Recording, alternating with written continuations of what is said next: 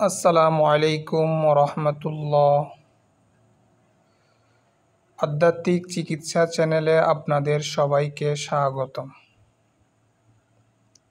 আপনি যদি আমার চ্যানেলে নতুন হয়ে থাকেন তাহলে চ্যানেলটি সাবস্ক্রাইব করে পাশে থাকা বেল আইকনটি অন করে দিন, যাতে করে প্রতিবার ভিডিও আপলোড করলে আপনি সবার আগে পেয়ে যান।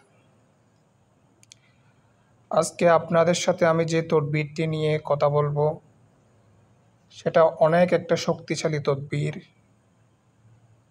যে তদবিরের মাধ্যমে আমরা আমাদের সমস্যার সমাধান করতে পারবো।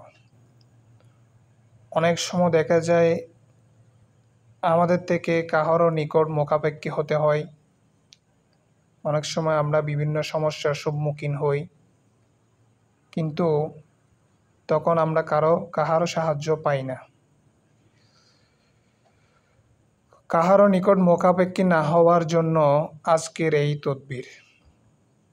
যদি কোনো ব্যক্তি নিম্নোক্ত নকশাটি আকিক পাথরে কুদিয়া আংটি বানাইয়া সঙ্গে রাখে কিংবা রূপার পাতে কুদিয়া ব্যবহার করে, তবে তাহার কোনো অভাব থাকিবে না বা কাহারও মুহতাজ হইতে হইবে না।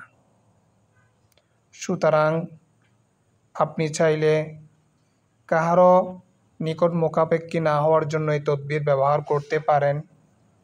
তবে মনে রাখবেন, তদবিরটি ব্যবহার করার আগে আপনি কারো কাছ থেকে অনুমতি নিয়ে নেবেন অথবা আমার কাছ থেকে অনুমতি নিয়ে নেবেন। অনুমতি নেওয়ার পর আপনি এই তদবিরটি ব্যবহার করবেন। ইনশাল্লাহ আল্লাহ তাআলার অশেষ রহমতে আপনার থেকে কাহারও নিকট মুখাপেক্ষী হতে হবে না। আসসালামু আলাইকুম রহমতুল্লাহ।